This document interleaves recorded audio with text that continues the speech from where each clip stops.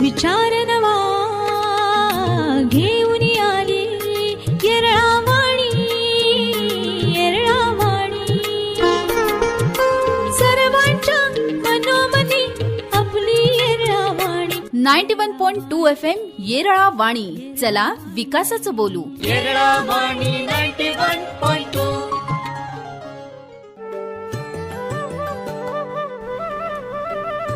निरामय आरोग्य मिळवूया, चला करू योग साधना. योग साधना योग साधना योग साधना योग साधना. योग साधना मंडळी 91.2 सामुदायिक रेडिओ येरळावाणीवरती जागतिक योग दिनाच्या अनुषंगानं ऐकूया योग साधना. यामध्ये योग विषयक माहिती, तज्ज्ञांच्या मुलाखती आणि चर्चा. त्यासाठी ऐकत रहा 91.2 सामुदायिक रेडिओ येरळावाणीवर योग साधना. 91.2 सामुदायिक रेडिओ येरळावाणी कार्यक्रम प्रसारित करीत आहोत योग साधना. आजच्या कार्यक्रमात सगळ्या श्रोत्यांचं स्वागत. सर्व श्रोत्यांना नीता जोशीचा नमस्कार. मंडळी, जीवनामध्ये आपण आनंदी असावं असं प्रत्येकाला वाटत असतं, पण आपली प्रत्येक इच्छा पूर्ण होतेच असं नाही आणि मग मन नाराज होतं. मनातली निराशा, या निराशेचा परिणाम आपल्या पूर्ण जीवनावर होतो. एखाद्या दिवशी सकाळच्या वेळेलाच जर आपल्या मनामध्ये निराशाजनक विचार आला तर संपूर्ण दिवस निराशेत जातो. पण असं होता कामा नये. आपण प्रयत्नानं रोजची सकाळ ही प्रसन्न कशी होईल याचा विचार करायला पाहिजे. मग हे कसं होईल, हे कसं साधेल, असे प्रश्न आपल्या मनामध्ये येणारच. ह्याचं उत्तर आहे योग साधना. तर आजच्या आपल्या योग साधना या कार्यक्रमामध्ये आपल्या सांगली इथल्या स्टुडिओमध्ये योगाचा अभ्यास करणारे, करवून घेणारे, सातत्यानं नित्य योग साधना करणारे असे श्रीयुत मकरंद खाडीलकर आलेले आहेत. ते योग प्रशिक्षक म्हणून काम करतात, पण केवळ शिक्षक प्रशिक्षक एवढीच भूमिका न ठेवता एक उत्साह, प्रेरणा देणारा असा गुरु अशा भूमिकेतनं सुद्धा ते साधकांकडून योग साधना करून घेत असतात. एकंदरीतच योगाचं आपल्या जीवनामध्ये काय महत्वाचं स्थान आहे किंवा योग साधना कशी करावी याविषयी आपण त्यांच्याकडून जाणून घेणार आहोत. विशेषतः 21 जून हा दिवस योग साधनेच्या दृष्टीनं अत्यंत महत्वाचा आहे. मग असा प्रश्न मनात येतो की फक्त त्याच दिवशी योग साधनेचा विचार करायचा का? तर असं अजिबात नाहीये. मंडळी, आपण खाडीलकर सरांकडून जाणून घेऊया की योगाचं आपल्या जीवनामध्ये कसं, काय आणि किती महत्व आहे. नमस्कार सर. नमस्ते. येरळावाणीच्या स्टुडिओमध्ये सगळ्या श्रोत्यांच्या वतीनं तुमचं खूप खूप स्वागत. धन्यवाद. धन्यवाद. आज या स्टुडिओमध्ये आपण आलात तर आंतरराष्ट्रीय योग साधना वर्ग आपण घेत असता. एक प्रकारे ही तेजाची उपासना आहे, म्हणून तेजोपासना असा परिवार आणि या परिवाराच्या अंतर्गत तुम्ही योग साधनेचे वर्ग घेत असता. तर याची सुरुवात कशी झाली आणि मुळात योग साधनेमागचा आपला विचार काय आहे? सर्वात प्रथम 21 जून आंतरराष्ट्रीय योग साधना दिनानिमित्त तुम्ही जे काही आता हा कार्यक्रम आयोजित केला आणि त्याच्यामध्ये मला बोलवलं याबद्दल तुमचे आभार मानतो. आणि हे जे प्रयत्न तुमच्या मार्फत सामान्य लोकांपर्यंत किंवा समाजातील प्रत्येक लोकांपर्यंत योग साधना पोचावी यासाठी जो काही प्रयत्न तुम्ही करत आहात तो स्तुत्य आहे आणि त्याच्यामध्ये मी खारीचा वाटा उचलतोय याचा मला आनंद आहे. तुम्ही म्हटलात तसं की मुळातच माझा मूळचा जो काही बेस जो म्हणतो आपला, तर 1993 पासून साधारण अजूनपर्यंत आता सध्यापर्यंत सुद्धा मी मेडिकल फील्डशी रिलेटेड आहे. म्हणजे मी MR होतो, वेगवेगळ्या कंपन्यांमध्ये काम केलंय आणि त्यामुळं शारीरिक ज्या काही इंटरनल आपली सिस्टीम आहे, बॉडी सिस्टीम म्हणतो आम्ही, कुठे काय असतं, कुठे काय बिघाड होतो किंवा कशा पद्धतीनं आणि त्याच्यावर काय औषधं दिलं जातं वगैरे अशा सगळ्या गोष्टी आम्ही आत्तापर्यंत करत आलो आहोत. 2007 साली आम्ही होलसेल लाईनला प्रवेश केला, म्हणजे औषधांच्या क्षेत्रामध्येच पण होलसेल लाईन. मिसेस माझी पण माझ्याबरोबर याच्यामध्ये होती, ती वकील आहे बाय प्रोफेशन, पण ते सगळं आम्ही हे थांबवून आम्ही या मेडिकल लाईनमध्ये उतरलो.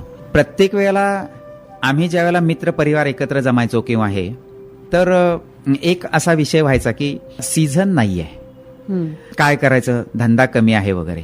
आणि मग लाज वाटायची की लोकांच्या आजारपणावर आमचा धंदा अवलंबून आहे. भले त्याला आम्ही गोंडस रूप दिलं होतं की आम्ही सेवा करतो, आम्ही वेळेत औषध पोहोचवतो वगैरे, ह्या मनाला दिलेल्या थोड्याशा वरून ज्या काही एक आपण समाधान म्हणतो आम्ही थोडंसं असं ते केलेलं, परंतु आतून कुठेतरी ते खात होतं. बरं, मुळातच माझी योग साधनेची सुरुवात वयाच्या 8व्या वर्षापासून झाली. माझे आद्य गुरु श्री मुकुंद दाते सर, त्यांनी आम्हाला अगदी हाताला धरून, आणि अनुशासन खूप फार महत्वाचं ह्याच्यामध्ये, तर ते होतं आणि खूप चांगल्या पद्धतीनं त्याने आमच्याकडनं ती साधना करून घेतली. ते होतंच, चालू होतं, फक्त वैयक्तिक लेवलला करायचो. आणि मग 2015 साली आमच्याच मेडिकल क्षेत्रातले जे केमिस्ट असोसिएशन आमचं आहे, तर त्याचा सेक्रेटरी होण्याचं भाग्य मला लाभलं. आणि मग मनानं उचल खाल्ली की हीच ती वेळ आणि हाच तो क्षण आहे. आणि त्याच वेळेला ह्या तेजोपासना परिवाराची स्थापना केली की आमच्या केमिस्ट बांधवांना त्याचा लाभ मिळावा, आणि रोज सकाळी उठायचं, दुकान उघडायचं, दुसऱ्यांना औषध द्यायची. आणि हे करताना असं लक्षात येतं की ते स्वतःच्या आरोग्याकडे बघत नाहीयेत, आणि मग त्यांच्यासाठी काहीतरी करावं या उद्देशानं याची स्थापना झाली. बरं, मग तेजोपासना नाव का? तर तुम्ही आता म्हणाल तसं ही तेजाची उपासना आहे. सर्वांग सुंदर व्यायाम म्हणून ज्याला बघितलं जातं, तो तेजाची उपासना म्हणजे सूर्यनमस्कार. बरं, मग आम्ही मस्त मोठी मोठी वाक्य फेकतो, कर्मण्येवाधिकार असते मा फलेषु कदाचन. बरेच जण असं सांगताना दिसतात की अपेक्षा करू नका, तर खरा कर्माची अपेक्षा न करणारा एकमेव तो म्हणजे सूर्यनारायण. जेव्हा दिवसभर आपल्याला चैतन्य देतो, रात्री काही बिल पाठवत नाही, मावळला तरी तो दुसरीकडे उगवायला, परत सकाळी तो असं. आणि म्हणून ते तेजोपासना नाव दिलं. तो परिवार केला ना, की आम्ही फक्त मी माझं असं न ठेवता ते सगळ्यांचं, म्हणून तो परिवार. आणि मग तिथून जी झालेली सुरुवात आहे 2015, तिथून 2019 पर्यंत आम्ही ऑफलाईन म्हणजे प्रत्यक्ष वर्ग घ्यायचो.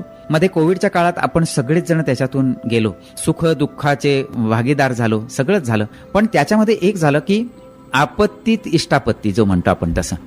तर माझा मुलगा पण याच्यात आहे, तो इंटरनॅशनल लेवलला गोल्ड मेडलिस्ट आहे योग साधनेमध्ये. त्यामुळे कुटुंब रगले योगात म्हटलं तरी चालेल, कारण माझी मिसेस सुद्धा योग शिक्षिका आहे, मी स्वतः आणि मुलगा. तो मागं लागला. यंग जनरेशन आहे शेवटी, की आपल्याला आता घरात बसून चालणार नाही आणि आपण ऑनलाईन जाऊ, म्हणून आम्ही ऑनलाईन वर्ग सुरू केले. सध्या तुम्हाला म्हणजे सांगायला मला आनंद वाटतो की ईश्वरी कृपेनं आता सध्या आपल्याकडे भारतातील म्हणजे हरियाणा, दिल्ली तिथून ते खाली केरळपर्यंत, आणि बाहेरचं याच्यामध्ये म्हणाल तर अमेरिका, दुबई, कॅनडा, UK मधून सुद्धा असे साधारण 160-165 साधक सध्या आपल्याकडे दर महिन्याला योग साधना करतात. रोज सकाळी 2 वर्ग घेतो, संध्याकाळचा 1 वर्ग असतो, आणि तो परिवार आता वाढत चाललाय. आणि याच्यामध्ये मी जसं म्हटलं, तुम्ही तुमचं पहिल्यांदा आभार मानले की संस्था, बरेच जण ह्या गोष्टीसाठी प्रयत्न करतायत की सर्वसामान्य लोकांपर्यंत किंवा प्रत्येकाच्या घरापर्यंत योग पोहोचला पाहिजे. त्याच्यामध्ये तुमच्यासारख्या ज्या संस्था काम करतायत त्यांचं कौतुक आहे. आणि आज आम्ही इथे त्याच्यातला खारीचा वाटा उचलतोय, एवढंच आहे. परिवार वाढत चाललाय, तो केवळ माझ्या एकट्यामुळे नाही, आम्ही सगळे मिळून प्रयत्न करत आहोत आणि योग साधना सगळीकडे पोहोचवत आहोत. आता तुमचा जो प्रश्न होता की योग साधनेचं आमच्या आयुष्यातलं महत्व काय? योग साधना एक लाईफस्टाईल आहे, आपल्या जीवनाचा अविभाज्य घटक. अर्थात काय झालं की पूर्वीच्या काळात म्हणजे आपण भाग्यशाली आहोत असं म्हणता येईल थोडंसं, की आपल्या पूर्वीच्या काळामध्ये हे लोक दैनंदिन ह्या उपासना करायचे. म्हणजे तालीम होती, तिथे जोर बैठका मारल्या जायच्या, सूर्यनमस्कार घातले जायचे. जसं रथसप्तमीचा एक उपक्रम असायचा, दररोज जाऊन सूर्यनमस्कार घालायचे, तिथे वहीत लिहायचे. म्हणजे आपल्या इथे अनेक संस्था आहेत की जिथे असे नमस्कार घातले जातात. हे आम्ही आमच्याकडे पण तो ठेवलेला आहे. आम्ही रथसप्तमीचे कार्यक्रम 1 लाख सूर्यनमस्काराचा संकल्प सोडून तो व्यवस्थित करतो. परंतु हे तिथे प्रत्येक घरात दिसलं. इव्हन आपण सुद्धा लहानपणी शाळेतून आलो, कुठेतरी शेंगदाणे, फुटाणे किंवा चुरमुरे खाल्ले, गोळाचा खडा वगैरे असा घेऊन आम्ही ग्राउंडवर गेलेलो असायचो, आपण खेळायला गेलेलो असायचो. सध्याच्या काळामध्ये ह्या सगळ्या गोष्टी घडताना दिसत नाहीयेत. अर्थात याला जबाबदार थोडे आपणही आहोत. आपल्या आधीच्या पिढीनं आपल्याला संस्कार दिले, आपल्याला सगळ्या चांगल्या गोष्टी शिकवल्या, परंतु दुर्दैवानं आपण आपल्या पुढच्या पिढीला तसं देऊ शकत नाहीये किंवा दिलेलं नाही, ही खंत किंवा आपल्याला ते थोडेसे डोळे उघडून बघावं लागेल. मग ही जर लाईफस्टाईल म्हणून स्वीकारायची झाली, योग साधना म्हणून, याच्यामध्ये बऱ्याच गैरसमज लोकांच्या मनामध्ये आहेत. मुळातच योग हा विषय जेव्हा आहे तर असं वाटतं लोकांना की आता ते साधू संतांचं आहे, कुठेतरी ऋषीमुनी योग करायचे, म्हणजे मग काय आलं की भगवी कपनी घातली, दाढी वाढवली, आम्ही हिमालयात चाललो असं. मग ह्या सगळ्या गोष्टी लोकांच्या मनातून काढायला तर पाहिजे होत्या आणि लोकांना एक आशा द्यायला पाहिजे होती की हे आपलं आहे याची जाणीव. आणि म्हणून आम्ही तेजोपासनाची टॅगलाईन जर तुम्ही बघितले तर अशी ठेवली की संसारात राहून संन्यासी, म्हणजे मग आपलंच आहे हे. असं आत्ताचा जो संसार तुम्ही करताय याच्यातनं फार पळ काढून कुठेतरी जायचं नाहीये, कुणालाही सोडायचं नाहीये, काहीही करायचं नाही, यांना घर सोडून जायचं नाही, काही नाही, घरात राहून सगळ्या गोष्टी करायच्या. आणि मग हे असताना जसं तुम्ही सुरुवात केलीत की मन प्रसन्न असायला पाहिजे, त्याच्यासाठी काय करायला पाहिजे वगैरे, हे तर ही लाईफस्टाईल बनवायला पाहिजे. तर योग साधनेमार्फत ती साधली जाते. योगाचे जे काही पतंजल योग सूत्र आपल्याला मिळालेली आहेत, तर याच्यामध्ये पतंजली महामुनींनी ज्यावेळेला सांगितलं अष्टांग योगावर भर दिला, तर त्याच्यामध्ये यम, नियम, आसन, प्राणायाम, प्रत्याहार, धारणा, ध्यान, समाधी अवस्था. आता सध्या काय झालंय, जसं तुम्ही पुन्हा मगाशी म्हणालात तसं की अपेक्षा वाढल्यात. प्रत्येक वेळेला अपेक्षा आणि मग अपेक्षा भंग झाला की मन नाराज होतं. आता याच्यावर काही उपाय करता येतील का, तर नक्की आहेत. आणि तीच व्याख्या पहिल्यांदी पतंजलीने आपल्याला सांगितली, योग चित्त वृत्ती निरोध. योगाची अतिशय सुटसुटीत व्याख्या. चित्त म्हणजे मनात येणाऱ्या विचारांमध्ये अंतर घ्यायचंय. आता ते अंतर घ्यायला जसं तुम्ही म्हणालात, मग मन खट्टू होतं. सकाळी एकदा जे काही आमच्यामध्ये झालेले नकारात्मक भाव आहेत ते दिवसभर राहतात, दिवस सगळा वाया जातो. असं जे होतं ते न करता जिथल्या तिथं सोडून देता आलं पाहिजे, नव्यानं सुरुवात करता आली पाहिजे. साधं उदाहरण घ्या की सकाळी पेपर येतो, बरोबर 7 वाजता समजा यायची वेळ आहे असं गृहीत धरा. तर आम्हाला 8 वाजता ऑफिसला जायचंय. आमच्या दिनचर्या अशी आहे की चहाचा कप घ्यायचा, पेपर समोर ठेवायचा आणि वाचत बसायचं. ते काय 15-20 मिनिटं जातील, त्याच्यानंतर आवरायचं आणि जायचं. आज पेपर आला नाही असं धरा, तर आम्ही लगेच डिस्टर्ब होतो. अरे पेपर आला नाही, तिथूनच सुरुवात. मग तो चहाची चव गेली ना, तो एवढा चहा बनवलेला, त्याला काहीतरी कष्ट पडले, सगळंच गेलं. आम्ही त्याच्यामध्ये त्याचा रसच घेतला नाही, काही चहा पिला आपला, मनामध्ये तेच विचार की पेपर आला नाही. बरं तेवढ्यावर गप बसलो नाही. आम्ही सध्या जे म्हणतो ना, we are not good listener. आम्ही नीट ऐकून घेत नाही, आम्ही परतफेडीच्या दृष्टीनं बघतो. समोरचं वाक्य यायच्या आधी आम्ही त्याला टेबल टेनिसच्या बॉल सारखं ती रॅकेट हातात घेऊनच बसायचं आणि ते टोलवलं पाहिजे. मग लगेच आम्ही फोन घेतो हातात आणि ते पेपरवाल्याला फोन करतो. अरे काय किती वाजले, काय झालं. तो म्हणतो नाही साहेब जरासं गाडी सारखी कशी पंक्चर होती ती, तुला कळत नाही का मला. आणि थड बोलायचं, सगळं डिस्टर्ब व्हायचं. आणि तोच राग घेऊन मनामध्ये ऑफिसमध्ये कुणी काय विचारतो तो पेपरवाला दिवसभर आठवायचा. हे जेव्हा आहे त्यावेळेला, म्हणजे जसं आता तुम्ही म्हणाल की योग साधना मग कशी वापरायची इथे, नेमकं काय करायचं. मग तो चहा घ्या, हातात तो कप घ्या, पहिल्यांदा त्या कपकडे बघा, त्याच्यातनं येणारी वाफ कधी बघितली का हो, तो असा कट्ट्यावर ठेवा, बाल्कनीत जाऊन बसा, निसर्ग बघा, निसर्ग वाचायला शिका. बाहेर असणारी झाड असतील, बाहेर असणारं आकाश असेल, बाहेर असणारे पक्षी असतील, आमच्याच घरामध्ये असलेली एखादी भिंत ज्याच्यावर नवीन काहीतरी लावलंय किंवा पूर्वी तुम्ही काहीतरी आणून लावलंय, ते बंद आहे का चालू आहे, घड्याळ चालू आहे का बंद आहे, ह्याच्याकडे आमचं लक्ष नाहीये. फक्त पेपर आला नाही म्हणून आम्ही डिस्टर्ब झालो. मग त्या क्षणी आमच्या मनामध्ये येणारे विचार बदला आणि मग आमच्या मनाचं लक्ष दुसरीकडे केंद्रित करा. ह्याच्यासाठी निसर्ग आहे, त्याच्यानंतर बऱ्याचशा गोष्टी आहेत करण्यासारख्या. अगदी बारीक सारीक गोष्टीमध्ये आपल्याला हे सगळं करता येईल.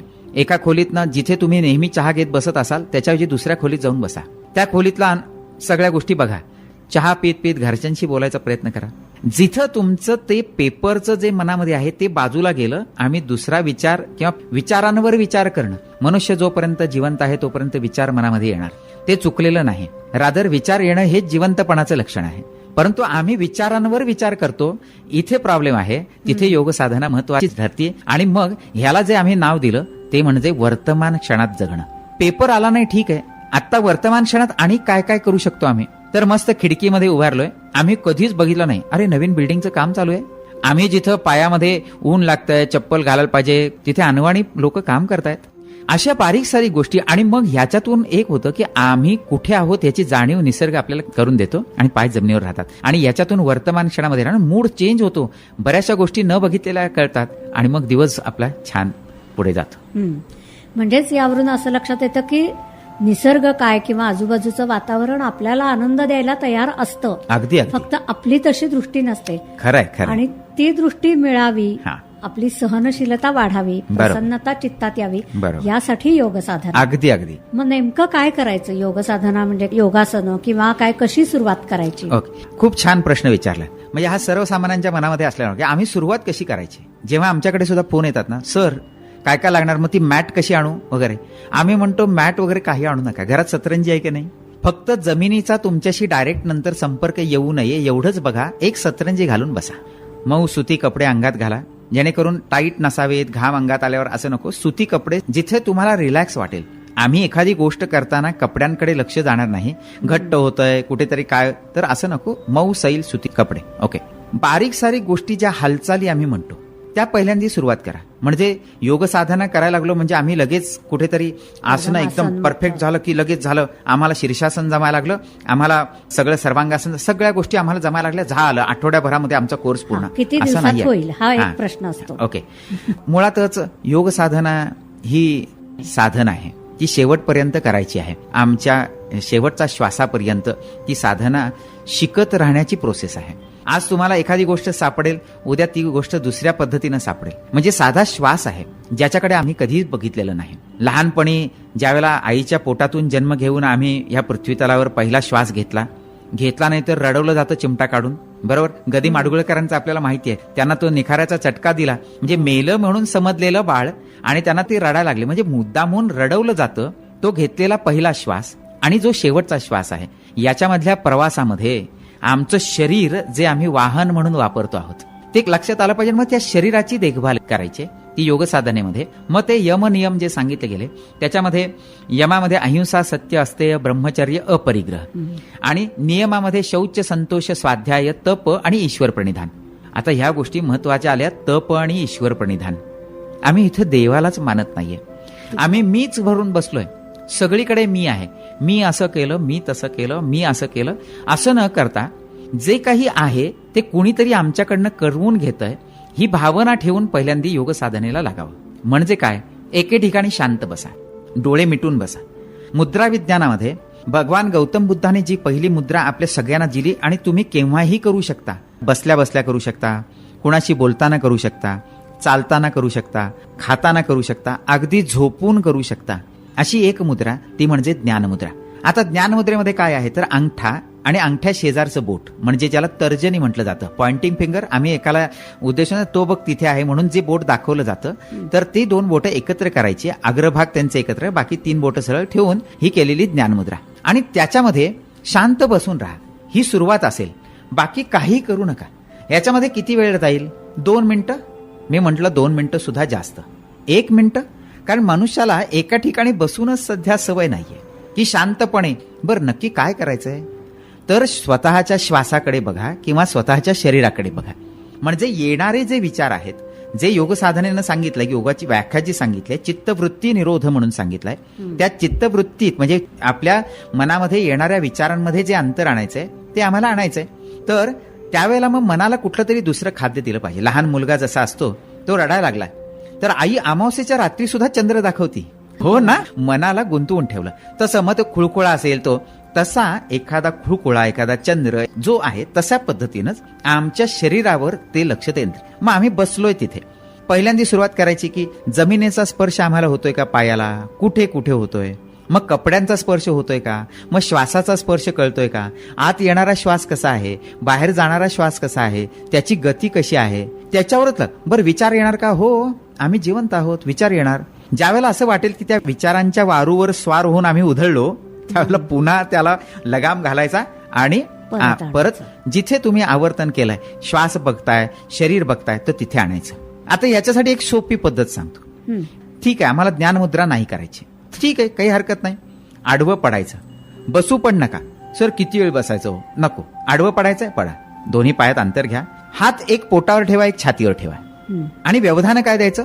प्रत्येक श्वासाबरोबर छाती आणि पोटाची होणारी हालचाल, विचारांपासून मुक्ती. आम्ही प्रत्येक वेळेला जेव्हा जेव्हा आम्हाला ते लक्षात येईल की आम्ही विचारांमध्ये गुंतलो आहोत त्यावेळेला आमचं लक्ष इथे. याच्यानं साध्य काय होणार आहे? ही योग साधना झाली नाही, एक त्याच्यातली सुरुवात झाली. आम्ही तयारी करतो आहोत काय तर एके ठिकाणी थांबण्याची. मग नंतर हातापायांची हालचाल आली, बोटांची हालचाल आली. प्रत्येक शरीराच्या पेशींना आधी जाग करा. हे सगळं तुम्ही तुमच्या मनाविरुद्ध करत आहात बरं का. आपल्या शरीरामध्ये अंतर्मन आणि बाह्यमन असे दोन भाग आहेत. अंतर्मन तुम्हाला मस्त सांगतंय की मकरंद तुला उठायचंय, अरे गरज आहे ती, फिरायला जा, तू व्यायाम कर. बाह्यमन म्हणतं काय पडून राहू दे की राहू दे. बाह्यमनाचा पगडा आपल्या शरीरावर फार असतो आणि आम्ही त्याचंच ऐकत असतो. तर त्यामुळं ज्या वेळेला हे घडतं त्यावेळेला पहिल्यांदा त्या बाह्यमनावर आधी आपल्याला मात करायला पाहिजे. त्याच्या सांगण्यावर न जाता आम्ही अंतर्मनाचे विचार ऐकले पाहिजेत, अंतर्मनाची साथ ऐकली पाहिजे. आता हे करताना थोडंसं दुखेल का? हो, कारण ते बाह्यमन तुम्हाला रिस्ट्रिक्ट करतंय त्याच्यापासून. त्यामुळे हात पाय हलवले, थोडे हात फिरवून घेतले, पायाची हालचाल केली, या सगळ्या गोष्टी थोडंसं दुखणार असं वाटणार. काही करायचं नाही. तेल घ्यायचं, साधं खोबऱ्याचं तेल घ्यायचं आणि अंगाला लावून घ्यायचं. मग तो हाताचा स्पर्श जो आमच्या शरीराला होणारा तो लक्ष तिथे द्या. साधी गोष्ट आहे. विचारांपासून मुक्ती घ्यायची आम्हाला, एवढंच फक्त त्याच्यातलं योग्य उत्तर आहे. मग हे करताना त्याच्यातनं हळूहळू पुढे जा. मग एखाद्या ठिकाणी जिथे तज्ज्ञ तुम्हाला शिक्षक भेटला तर त्याच्याकडून योग्य प्रकारे त्या गोष्टी शिकून घ्या. आता हे शिकवताना सुद्धा तो शिक्षक कसा असावा त्याचं सुद्धा एक बारकाई की तो मुक्त हस्तानं वाटणारा असावा, तो आखडून घेणारा नसावा, संकुचित वृत्तीचा नसावा. पतंजली योगमुनींनी जर स्वतःची 195 सूत्र जर पेटंट केली असती तर आज आपल्याला काहीच मिळालं नसतं. त्यांनी मुक्त हस्तानं वाटली, उधळून टाकली, म्हणाले ह्याच्यातलं तुमच्या लायकीप्रमाणे घ्या. जे तो ज्याच्या पद्धतीनं समजतंय त्या पद्धतीनं ते घेण्याचा प्रयत्न करतोय. अगदी बारीक सारी गोष्टी 2500 वर्षापूर्वी लिहून ठेवलेली आत्ताच्या 21व्या शतकात सुद्धा आहे अशी चपलक बसतायत. 195 सूत्राद्वारे दिलेला हा सगळा मार्ग. मग हे जेव्हा करतो आपण त्यावेळेला ते हळूहळू एखाद्या तज्ज्ञ शिक्षकाच्या मार्गदर्शनाखाली तो समर्पित भावनेनं शिकवणारा असावा. म्हणजे जसं आपण म्हणतो ना की शिक्षकानं काही राखून ठेवू नये, हातचं राखून ठेवू. म्हणजे आणि आपली पिढी म्हणजे असं आहे की आपण आनंद किंवा समाधानी मानायला पाहिजे. आपण समाधान त्याच्यामध्ये की आपल्याला असे गुरु भेटले. माझ्या आयुष्यात तर मुकुंद दाते सर असतील किंवा इकडे वैदेही जोशी म्हणून मॅडम आहेत त्या असतील, पोरे मॅडम म्हणून आहेत त्या असतील, किंवा जे मित्र परिवार आहेत हे सगळे, खर्डेकर सर म्हणून आहेत ते आहेत, हे सगळे असे भेटले ज्यांनी मुक्त हस्तानं वाटलं सगळं आम्हाला आणि त्यामुळे आम्ही घडू शकलो. आज जर त्यांनी संकुचित वृत्ती ठेवली, आज अजूनही शिकवतात. अजूनही समजा मला काही वाटलं तर मी त्यांच्याकडे काही विचारलं तर ते सांगतात. म्हणजे आता झालं, आता काय विषय नाही, असं कधीच नाही अजूनही. तर अशा पद्धतीचा एखादा गुरु गाठावा आणि मग त्याच्यातून ते करा. मग त्याच्यासाठी कुठे बाहेर जायला पाहिजे का? तर आम्ही घरात बसून करण्याची सोय केली. आता ऑनलाईनद्वारे घरात बसून, जसं मी म्हटलं तसं अमेरिकेपासून केरळापर्यंत, खाली दुबई वगैरे बाहेरचे सगळे लोक एकाच वेळेला एका प्लॅटफॉर्मवर आमच्याकडे जॉईन होतात. म्हणजे माझ्याकडेच करा असं म्हणत नाही, परंतु हे घरात बसून सुद्धा होतं जे ऑनलाईन मार्फत केलं जातं. बरं, तुमच्या घराशेजारी जर कुठला एखादा गुरु त्या पद्धतीनं भेटला तर त्याच्याकडनं जुजबी माहिती घ्या. फक्त सांगोवांगी नको, कुणीतरी काही केलंय म्हणून नको. जर एखादी गोष्ट कळली नाही तर त्या विचारल्यानंतर, समजा तुम्ही एखादं पुस्तक वाचून काही करायला लागलाय, होऊ शकतं का? हो. प्रत्येक वेळेला पहिल्या ज्या माणसानं योग साधना केली, ज्यानं सगळं शोधून काढलं, त्याला गुरु होते का? त्यांनी स्वतःच काहीतरी डेव्हलप केलं ना. प्रयत्न प्रयत्न प्रयत्न, अशा प्रयत्नातून तर एकलव्यासारखं सुद्धा शिकता येतं. परंतु त्या वेळेला तुम्हाला मार्गदर्शनासाठी कोणीतरी असा पाहिजे की तुम्ही ते विचारल्यानंतर त्यांना पण हो बाबा असं नाही, असं कर, असं सांगता आलं पाहिजे. योग साधना जेवढी सकारात्मक आहे तेवढी वेडवाकडं काही केलं तर ती आपल्याला त्याचा परिणाम सुद्धा दिसू शकतो.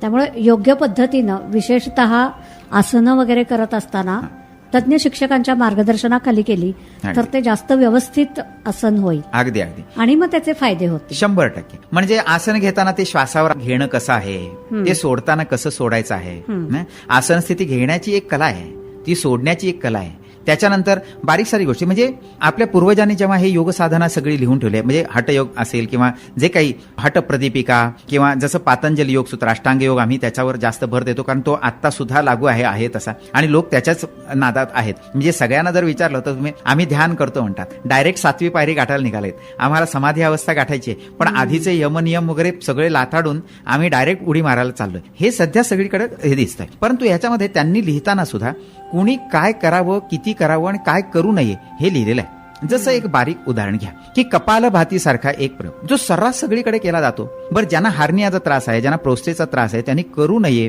किंवा योग्य मार्गदर्शनाखाली करावं असं सांगितलं जातं. गर्भवती स्त्रियांनी काही गोष्टी करू नयेत, असं करू नयेतच असंच सांगितलेलं आहे. हा, मग त्याच्यासाठी काय करावं हे पण लिहिलंय, तर तेवढंच फक्त करावं, अशा पद्धतीचे विषय. मुद्रा विज्ञानामध्ये एक मुद्रा केली जाते, तिचं नाव आहे अपान मुद्रा. आपले अंगठा, त्याच्यानंतर मध्यमा आणि अनामिका या 3 बोट जोडून ही केलेली जाणारी अपान मुद्रा. या अपान मुद्रेबद्दल असं आहे की समजा आपत्य प्राप्तीसाठी तुम्ही प्रयत्न करत असाल. आता आपत्य केव्हा होईल किंवा ते काही कुणालाच माहिती नसतं, प्रयत्न करतोय हे एवढं डोक्यात असतं. जेव्हा तुम्ही ठरवलंय की प्रयत्न करणार आहात, तिथून 8 महिने पूर्ण होईपर्यंत त्या स्त्रीनं अपान मुद्रा करायची नाही. चुकून जरी केली तरी प्रॉब्लेम आहे, पण त्याच्यामध्ये ब्युटी अशी आहे की 8वा महिना संपल्यानंतर जर ही अपान मुद्रा तुम्ही सातत्यानं केलीत, रोज सकाळ दुपार संध्याकाळ, की 9व्या महिन्यानंतर 9 दिवस किंवा जे काही होईल त्यावेळेला नॉर्मल डिलिव्हरी होईल. म्हणजे हे डूज अँड डोंट्स सांभाळून, कुणी काय करावं कुणी काय करू नये हे सांभाळून जर तुम्ही केलं. आज कपालभाती आहे, हार्टचे हृदयरोगाचे जर आले, उद्या समजा त्याचं काही ऑपरेशन झालं, हे केलंय, तर ब्लॉकेजेस काढतं का कपालभाती? तर आता सगळीकडे असं झालंय की ब्लॉकेजेस निघू शकतात वगैरे असं संशोधन. पण उद्या हार्टचं ऑपरेशन झालंय, चल उद्यापासून कपालभाती करायला घे, असं नाही उपयोग. त्याला सौम्य कपालभाती, थोडंसं आणखीन काही गोष्टी सांगत त्याला काही गोष्टी आहेत त्या पद्धतीनं मग त्याला थोडं फ्युचरमध्ये कपालभातीवर आणावं लागेल. तर हे जे डूज अँड डोंट्स आहेत, हे म्हणून जे तसं तुम्ही म्हणालात की तज्ज्ञ व्यक्तीच्या मार्गदर्शनाखाली करायला हवं, हे मात्र तेवढंच खरं आहे. पण तू सुरुवातीलाच तज्ज्ञ व्यक्ती पाहिजे का? असं काही नाहीये. उद्या समजा कसं आहे की सगळीकडे सगळ्या गोष्टी मिळतात असं नाही. जसं मी आता तुम्हाला म्हटलं तसं की रोज आपल्याकडे 160 ते 165, आता सध्या 166 लोक आपल्याकडे आहेत. या 166 लोकांमध्ये 30 लोक आपण मोफत शिकवतो, ज्यांना काही अडचणी आहेत, असू शकतात ना. आर्थिक समस्या हा पण त्याच्यातला एक गोष्ट आहे ना. तर आपण त्यांना मोफत शिकवतो, आपण त्यांच्याकडनं फी घेत नाही.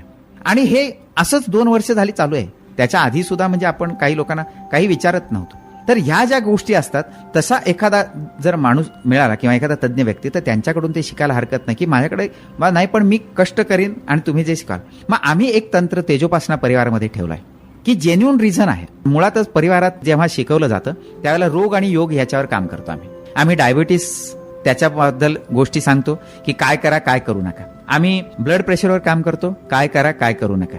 मुळातच ह्या दोन्ही गोष्टींमध्ये काही गैरसमज आहेत, ते आधी लोकांच्या मनापासून दूर करावे लागतात.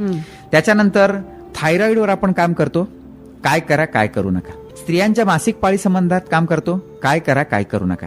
असं रोग आणि योग घेऊन चाललोय. याचं कारण असं आहे की WHO हा आपल्या सगळ्यांना माहिती आहे. आता कोविडमुळे सगळ्यांना माहिती झाली. WHO वर्ल्ड हेल्थ ऑर्गनायझेशन त्यांनी एक सर्व्हे असा केला आणि त्याच्यामध्ये असं जाहीर केलंय की 2025 तोपर्यंत भारत हा डायबिटीस आणि ब्लड प्रेशर या दृष्टीनं नंबर 1 होईल. याचं कारण पण आहेत आपली लोकसंख्या आणि मग सर्वात महत्वाचं म्हणजे एकत्र कुटुंब पद्धतीवर घातलेला घाला. आज सगळेजण विभक्त झालेत. कुणी एकत्र यायचं म्हणजे सुद्धा खूप कष्टदायक आहे. स्वतःच्या नोकऱ्या असतील, काही गोष्टी सांभाळणं असेल. आज हम दो हमारे दो वरून हम दो हमारे एक, त्याला सुद्धा भाऊ बहीण नाहीत, त्याला सुद्धा कुठली रिलेशन माहिती नाहीत. पुढे जे भेडसावणारी गोष्टी आहेत ते म्हणजे आम्हाला आमच्या गोष्टी शेअर करायलाच कोणी नाहीयेत. मला काय वाटतं, आज मला टेन्शन आलंय, मला आनंद झालाय, माझा आनंद सुद्धा मी शेअर करू शकत नाहीये, तेवढी जवळची व्यक्तीच माझ्याकडे नाहीये. हे जेव्हा होऊन बसलाय त्यावेळेला आपण पूर्वी म्हणायचो की शेतकरी कष्ट करतात, त्यांना काय काळजी नाही, अमुक कष्ट करतात. असं झालेलं नाहीये. वर्ल्ड हेल्थ ऑर्गनायझेशनचं दुर्दैवानं आता खरं ठरायला लागलंय आणि शेतीच्या बांधापर्यंत डायबिटीस आणि ब्लड प्रेशर जाऊन पोचलाय. शेतकरी जरी घाम गाळत असला तरी सुद्धा एकत्र कुटुंब पद्धती नसल्यामुळं आता सगळं मीच करायचंय, कर्ज मीच काढायचंय, कर्ज मीच फेडायचंय, पाऊस आला का नाही, आज पडणार आहे का नाही, किती दिवस येणार आहे, पीक लावायचं का नाही, आलेलं व्यवस्थित येईल का नाही, आज अचानक पाऊस येईल का, ते वाया जाईल का, पूर्ण पीक येईल का, आल्यानंतर त्याचा भाव मिळेल का, इतक्या सगळ्या गोष्टी मी एकट्यानं सांभाळायच्यात. पूर्वी असं नव्हतं. कुटुंब प्रमुख होता आणि त्या गोष्टी तो, त्याच्या खालचा मुलगा अशा सगळ्यांमध्ये शेअर व्हायच्या. हीच गोष्ट महिला वर्गामध्ये आली. मी आणि माझं कुटुंब. पूर्वी जसं एका घरामध्ये म्हणजे गोकुळ नांदायचं असं म्हटलं जातं. आपल्याला बघा ना, आपण कुठे काय वाढलो, वाडा संस्कृती होती. आम्ही कोणाच्या घरी जेवलो तरी काही वाटायचं नाही. शेजारच्यांना सुद्धा आपली पसंत माहिती असायची आणि त्या सांगायच्या, आज त्यांना पाठवा बरं का, मी शेवयाची खीर केली. लक्षात घ्या, हे सगळं आता नाही राहिलेलं. आणि मग जे विभक्त कुटुंब ह्याच्यातनं येणारा स्ट्रेस आणि ह्या सगळ्या गोष्टींमुळे दुर्दैवानं मी मग असं म्हटलं तसं WHO म्हणणं खरं होणार आहे. आणि त्याच्यासाठी म्हणून घरात आत्तापासूनच, आणि मग तुम्ही मगाशी म्हणालात तसं की 21 जून हा एकच दिवस सांभाळायला पाहिजे का, तर असं नाही. हा दैनंदिन आपल्या आयुष्याचा भाग बनला पाहिजे. मग म्हटलं तसं सुरुवात पहिल्यांदा घरात शांत बसायला शिका. स्वतःला ओळखायला शिका, श्वासावर लक्ष केंद्रित करा. अगदी बसल्यानंतर सुद्धा बऱ्याच वेळेला आपल्याला बघा पायाला खास सुटते, पायाला मुंग्या येतात. प्रतिक्रिया द्यायची नाही. प्रतिक्रिया ह्या विचारांवर विचार झाला. आम्हाला प्रतिक्रिया द्यायची नाही. समजा शांत बसला, डोळे मिटून बसा, कानाला आवाज यायला लागले. पक्ष्यांचे आवाज येत आहेत का? जवळ देऊळ असेल तर देवळातल्या घंटेचे आवाज येत आहेत का? गाडी एखादी चालली शेजारून रस्त्यावरून त्याचा आवाज आला का? पण ही गाडी गेली, मग हा मारुतीची होती का टू व्हीलर होती का फोर? प्रतिक्रिया द्यायची नाही. अशा पद्धतीनं सुरुवात करा आणि मग तुम्ही म्हणाल तसं तज्ज्ञ व्यक्तीच्या मार्गदर्शनाखाली या गोष्टी करा, 100% यश मिळेल. आता तुम्ही म्हणालात तसं की पूर्वीच्या काळी जे टेन्शन, दडपण ते सुद्धा विभागलं जात होतं आणि जो आनंद आहे तो सुद्धा वाटता येत होता अगदी, सगळ्यांबरोबर. खरंय. आणि आता नेमकं ते होत नाहीये. अगदी ती बरोबर. खरी मनाची गरज आहे. अगदी मानसिक उभारी आजच्या काळात मिळणं गरजेचं आहे. 100%. आणि सकारात्मक विचार हे हो. अत्यंत महत्वाचे आहेत. तर या सगळ्या गोष्टी या योग साधनेमुळे आपल्याला साध्य होणार आहेत. अगदी नक्की. योग साधनेमुळं मुळात काय आहे माहिती का, विचारांमध्ये स्थिरता येणं हे योग साधनामध्ये फार महत्वाचं आहे. त्याशिवाय आसन स्थिर होत नाही. त्यामुळे यम, नियम आणि आसन ही तिसरी पायरी सांगितली. आपल्याकडे जेव्हा योग वर्ग लावतात ना, तर तेच प्रॉब्लेम आहे की डायरेक्ट आम्ही आसनावर जातो. आम्ही यम नियम पाळून आमचे विचार स्थिर कधी करणार? म्हणजे तुमच्या माहितीसाठी सांगतो की आम्ही योग शिक्षक झालो 2015, तिथून सुरुवात झाली. योग शिक्षक 2019 साली झालो. परंतु आधी येत होतं, म्हणजे जे येत होतं ते शिकवत होतो. परंतु योग शिक्षक होण्याचं कारण असं होतं की समाज कागद मागतो की तुम्ही काय झालाय, म्हणून योग शिक्षक झाला. त्याच्यातून लोकांवर जेव्हा रोग आणि योग आम्ही शिकवायचो त्यावेळेला असं लक्षात आलं की कितीही प्रयत्न केले तरी डायबिटीस कंट्रोलमध्ये येईना, हायपरटेन्शन कंट्रोलमध्ये येईना. मग काय चुकतंय? मग त्यावेळेला असं लक्षात आलं की ह्यांच्या शरीरावर आम्ही एक परिणाम करतोय, मनावर होत नाहीये. मग आम्ही आता ते तुम्ही जर बघितलं तर तेजोपासना परिवाराचं सिद्धार्थ मुद्रा विज्ञान आणि ध्यान केंद्र चालू केलंय की आमच्याकडे येऊन समुपदेशन केंद्र आहे ते, आणि ते मोफत आहे. आमच्याकडे येऊन तुमचे प्रश्न विचारा, सांगा, तुम्हाला मार्गदर्शन केलं जाईल. आपण तेही समाजासाठी जे काही आपण म्हणतो तर लोकांनी आमच्याकडे यावं, येतात. आणि आता समुपदेशन चालू आहेत. खूप म्हणजे आपल्याला विचार करण्याच्या पलीकडच्या काही गोष्टी घडत आहेत. म्हणजे आता पुन्हा आपण मूळ विषयावर की साधा विचार की डायबिटीस आहे.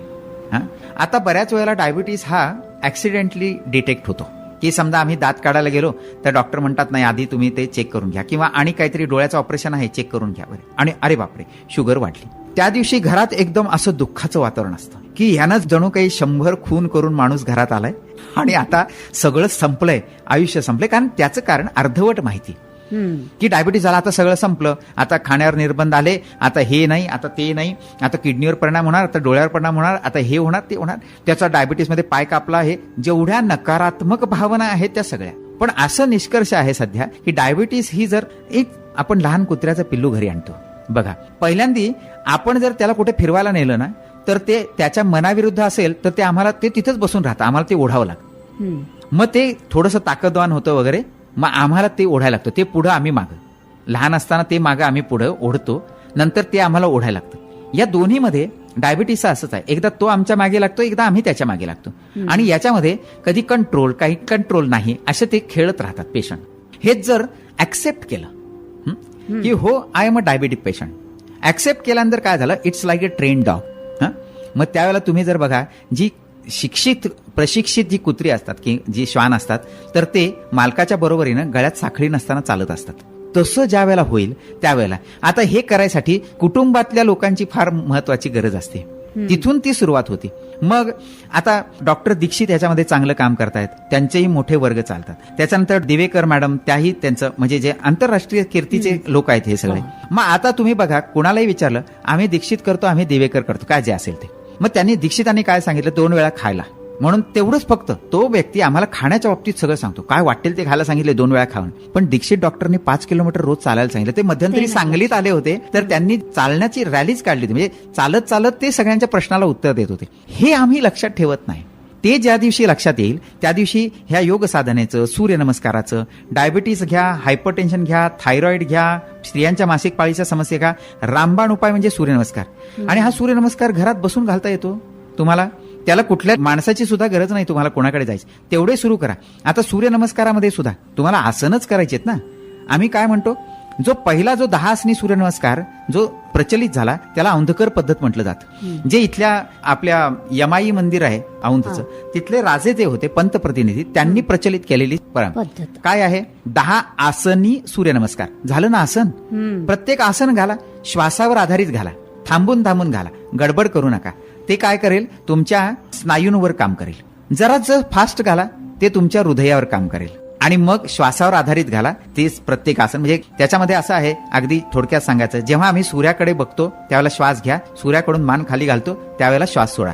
असं करत जर घातलं तर आमच्या सांध्यावर काम करतं. असं त्रिसूत्री जर आम्ही केली की सांध्यावर काम आहे, आमच्या स्नायूंवर काम आहे आणि आमच्या हृदयावर काम आहे, हे केलं तर शरीर स्वस्थ राहतच. आणि म्हणून सूर्यनमस्काराला सर्वांग सुंदर व्यायाम म्हणून याचा मुकुटमणी मानलं जातं योग साधनेमधला. तेवढं घरात राहून विना पैशाचं, सूर्य तर आपल्याला रोज दर्शन देतोय. टेरेसवर जावा, अगदीच नाही आपल्याला असं वाटतं की सूर्य उगवलाच नाही, आमच्या घरात अंधार आहे म्हणजे तो उगवण्यासारखा उगवलाच आहे. आम्ही फक्त थोड्याशा खिडक्या बिडक्या उघडा, 10 नमस्कार घाला. 10 नाही, पहिल्या दिवशी एका नमस्कारानं सुरुवात करा. मनाला मोह झाला तरी दुसरा नको, दुसऱ्या दिवशी 2 घाला, तिसऱ्या दिवशी 3 घाला, चौथ्या दिवशी 4 घाला. असं करत तुमचा 10व्या दिवशी 10 नमस्कार होऊ देत. हीच योग साधनेची पहिली सुरुवात असेल. म्हणजे अशा पद्धतीनं हळूहळू सुरुवात करायची. अगदी अगदी. आणि जे आता जी काय आपण चर्चा केली, तुम्ही जे माहिती सांगितली, त्यावरून एकंदरीत जे संतांनी सांगितलेलं आहे तेच योग साधनेमधलं गमक आहे एकंदरीत आनंदी आयुष्याचं. की मन करारे प्रसन्न सर्व सिद्धीचे कारण, हेच आपल्याला योग साधनेमधून शिकायचंय, आत्मसात करायचंय आणि जीवनात प्रत्यक्षात आणायचंय. अगदी. तर हे जर आता तुम्ही जी माहिती सांगितली त्यामुळे निश्चितच काय करायला पाहिजे या प्रश्नाचं उत्तर मिळालेलं आहे आणि कशा पद्धतीनं सुरुवात करू शकतो आणि आपलं जीवन आनंदी ठेवू शकतो याबद्दलची विस्तृत अशी माहिती मिळालेली आहे. तुम्ही इथं आलात आणि खूप छान माहिती साध्या सोप्या उदाहरणांनी दिलीत. त्याबद्दल येरळावणीच्या सगळ्या श्रोत्यांच्या वतीनं मी तुमचे आभार मानते. नमस्कार, धन्यवाद. धन्यवाद. मला इथं बोलवलं, आणखीन योग साधनेविषयी माहिती देण्याचा जो काही आजचा व्याख्यानाचा विषय होता, तर त्यामध्ये मला जेवढं समजतंय किंवा जे काही माझ्या वाचनात आहे किंवा मला जे काही त्याच्यामध्ये अनुभव आलेत आतापर्यंत, ते मी सांगायचा प्रयत्न केलाय. तर जे माझं चांगलं वाटतं ते माझ्या गुरूंचं आहे. जे काही माझ्याबद्दल खटकलं असेल ते माझी त्रुटी आहेत, तर मीही शिकतोय अजूनही आणि ही प्रोसेस आयुष्यभर चालू राहणार आहे. तर मंडळी, योग साधना या आपल्या आजच्या कार्यक्रमामध्ये योग प्रशिक्षक श्रीयुत मकरंद खाडीलकर यांच्याशी केलेली बातचीत आपण ऐकलीत. या संवादामधून तुमच्या लक्षात आलं असेल की आपलं जीवन आनंदी होण्यासाठी आपण काय करायला पाहिजे, योग साधनेचं आपल्या जीवनात कसं आणि किती महत्व आहे, हे सगळं लक्षात आल्यानंतर पुन्हा वेगळं कठीण असं काही करायला जायची गरज नाही. तर मंडळी, हा कार्यक्रम तुम्हाला कसा वाटला ते नक्की कळवा. तुमच्या सूचना, तुमचे अभिप्राय कळवण्यासाठी येरळावाणीचा फोन नंबर असा आहे 79 72 15 28 24 7972152824. या नंबरवर तुम्ही संपर्क साधा. बरं तर मंडळी, आता मी तुमचा निरोप घेते. आपला आजचा कार्यक्रम इथंच समाप्त होतोय. पुन्हा भेटूया पुढच्या कार्यक्रमात. तोपर्यंत नमस्कार. ऐकत रहा 91.2 सामुदायिक रेडिओ येरळावाणी. चला विकासाचं बोलू.